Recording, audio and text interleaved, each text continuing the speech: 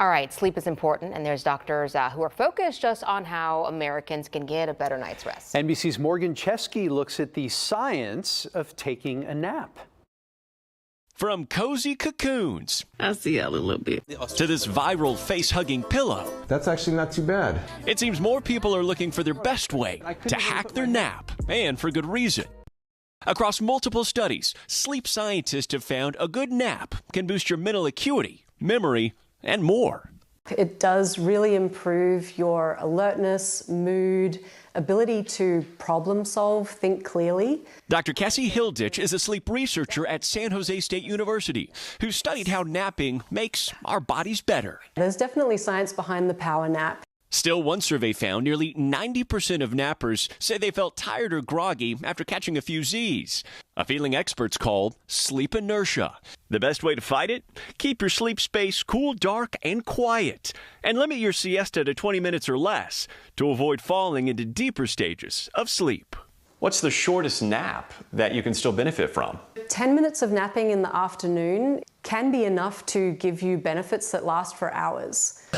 Hilditch says there's even a counterintuitive secret ingredient to fighting that post-nap sluggishness, a nappuccino before nodding off. What's a nappuccino? So a nappuccino is when you combine caffeine and a nap. If you take the caffeine first, when you wake up, you have the benefit of the sleep from the nap and the caffeine kicking in. I skipped the nappuccino this time. Here we go. But to get a better sense of how a power nap can leave us recharged, The things we do for a good nap. Hilditch's team of rest researchers suited me up with a special cap that'll keep an eye on my brain's activity while my eyes are shut. This is a reaction time test. After some baseline testing, recording my reaction time down to 1/100th of a second. I guess all that's left to do is doze off. See you in a few minutes, friends. With Dr. Hilditch monitoring my brainwaves, it only took a few minutes for her to see signs of slumber. we're whispering right now so that we don't wake him up because it looks like he's definitely asleep now. Sticking to the recommended 20-minute nap time, before I knew it, Rise and shine, Morgan. it was time to wake up and test how exactly my brain benefited. There we go. All right, so what did that tell you? I saw a definite improvement in your reaction time scores.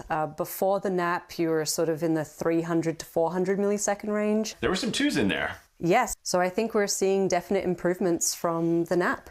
With the afternoon snooze almost cutting my reaction time in half to just over 0.2 of a second, the data is a clear wake-up call and an encouraging sign for those hoping to normalize the nap. That's going to do it for us here at 3. We'll see you back here for the news at 4.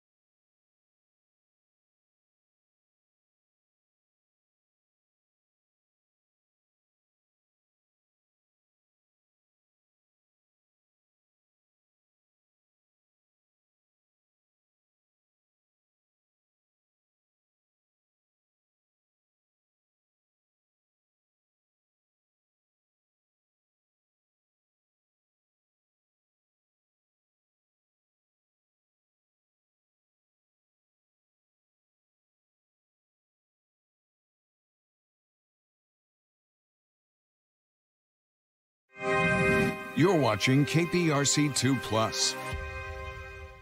Houston is no stranger to dealing with strong storms, but last spring and summer we were hit with multiple storms that caused major power outages for long periods of time. A new report from Rice University's Kinder Institute for Urban Research finds more than half of Houston area workers lost income due to these storms, either because they could not get to work or their jobs were forced to close. Here to talk more about this research is Daniel Potter, director of Houston Population Research Center. Daniel, thank you so much for coming in, joining us this Friday morning. Absolutely. Talk to us about the economic impact this had on Houstonians. Yeah, so in many ways, like you've already suggested, one of the things that was coming out of the storm is as that electricity stayed out for the amount of time that it did, residents were struggling to figure out ways of getting to work. Work itself was not necessarily electrified quite yet.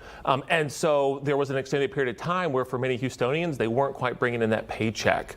And while it was impacting half of Houston area workers, we also know that it was disproportionately impacting lower earners as well. Yeah, that's really fascinating to keep in mind. When I recall those storms, I remember it was widespread, right? From northwest Houston to downtown Houston, you had the Heights, you had southeast Houston.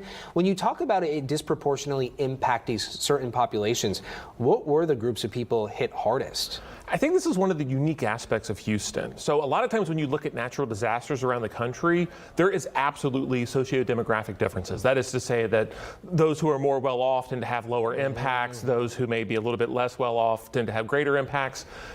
In Houston, we don't really see that. And in particular, because of the widespread nature that you're talking about, everyone was impacted. It really didn't matter your socioeconomic status, your race, ethnicity.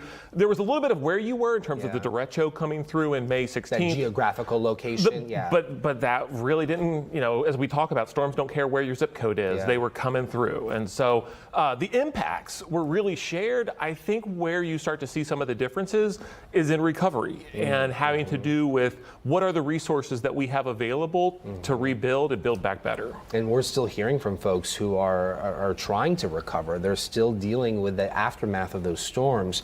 Let's talk about preparation. Is there a way for people to prepare for natural disasters ahead of time? So you're not going to prepare your way out of a disaster. I think we can start there. But there are steps that we can be taking. Some of them are very, very simple. Filling up that bathtub or some water jugs that you might have to just have that drinkable water on hand. Additionally to that, taking that car, filling it up at the gas station, or at least getting a half a tank in there in case you need to use it for either warmth or for cooling purposes, or to get out. But I think there are other things that just become more expensive. And so again, that's where preparation becomes more difficult, because not everybody's going to have the resources needed to put in, for example, a whole home generator. And when you talk about that, there's a price tag associated with it, right? Oh, yeah. And then you hear from experts saying, oh, so-and-so, you should have an emergency fund of $3,000. That's not going to work for families who are busy, who have multiple children. That's tough. Talk to us about the resources available for people who are struggling when it comes to finances. Before I hop into that, just to that point of how much money we're supposed to have for disaster preparedness, we know half of Houston area residents couldn't come up with $400. That's the kind of strapped nature that a lot of our residents are experiencing. So when we talk about this thousands, that's unobtainable. It's almost, unfortunately, an imaginary number for so many. So then the question, what do we do?